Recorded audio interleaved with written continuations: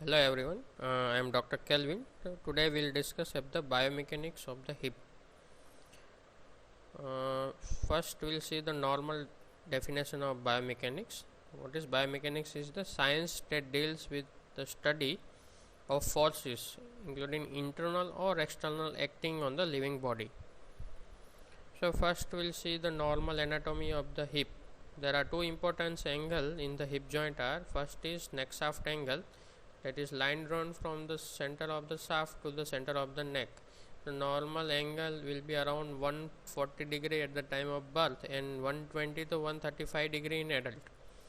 Other angle is angle of anteversion, is line drawn from the intercondylar line to the line drawn from the center of the neck in coronal plane. It will be around 40 degree at the time of birth and around 12 to 15 degree in adult. To understand the normal biomechanics of the hip, we should first understand the normal balance, how it work and its principle. So in this is your center of your balance. So two arms, one is O to A, other one is O to B. So if the both distance are equal and both weight are equal, this balance is stable one. This is called normal balance. So same thing we can see on mathematically. M into OA is equal to W into OB. So M will equal to W. So total force on the center of the balance will be 2 times of weight. So normally patient standing on the both hip, the reactionary force on the both hip will be equal and it will be around 1/3 weight of the body on the both hip. Now we'll see the single leg stance. So first we'll see on the balance, normal balance. So this is your normal balance, this is your center. So normal distance on one side we kept is as a D, and other side if we decrease the distance by 3 times, so it will become 1/3. To equalize this balance, either we have to either decrease the weight on the same side or we have to increase the weight on opposite side. So mathematically we can see M into 1/3 of the D is equal to W into D. So M is equal to 3 times of the weight. So this 3 will go on to opposite side. So to equalize it, reactionary force will be 4 times on the center of the balance. So same thing we can apply on the hip biomechanics. This is your normal center of the hip. When single leg stands, this is your center of gravity, which will be shifted on the opposite side when patient will be standing on one leg. So normal your center of gravity will be in front of the S2. So this is your body lever arm and this is your abductor lever arm.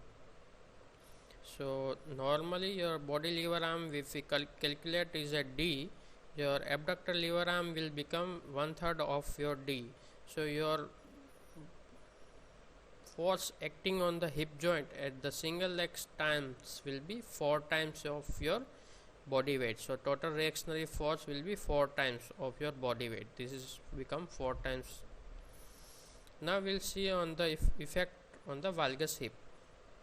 In valgus hip, your distance, your body lever arm, if we calculate as a D, your abductor lever arm will become 1/6 of your D.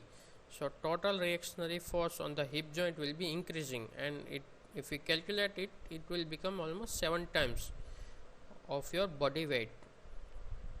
Now we'll see on the effect on the varus hip. So in varus hip, your body lever arm will, if we calculate is as a D, your abductor lever arm will become 1/2 of your body lever arm.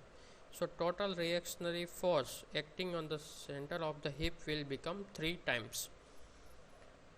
So to conclude, normally patient is having normal hip. If we stand with single leg stance, his reactionary force on the hip joint will be almost 4 times. If patient is having valgus hip, when he will stand on single leg, his reactionary force on hip joint will be almost 7 times, and patient is having varus hip. When he stand on the single leg, his reactionary force on the hip joint will become almost 3 times. So valgus hip will have more joint reaction force as compared to varus hip. Now we will see the effect of Trendelenburg test and gait on the hip biomechanics. So when patient walk with the Trendelenburg gait, he will lurch on the same side. So his body lever arm will be decreasing. So his reactionary force on the hip joint will be decreasing, because your body lever arm is decreased, your abductor lever arm is the same. So reactionary force on the joint will be decreased. That will conserve your energy, but the problem is you are lurching on the affected hip, so your strain on the spine will be increased. Now we will see the effect of the cane on hip biomechanics. So patient will walk with the holding the cane in opposite hand. Why? Because your this is your body lever arm and this is your cane lever arm. So cane momentum will be on same side, but it will be cane momentum will be in opposite direction as compared to body momentum. So your body momentum, your weight momentum will be minus from your cane momentum. So total reactionary force on the hip joint will be decreased, because patient is holding the cane in opposite hand and his reactionary force is on the opposite direction.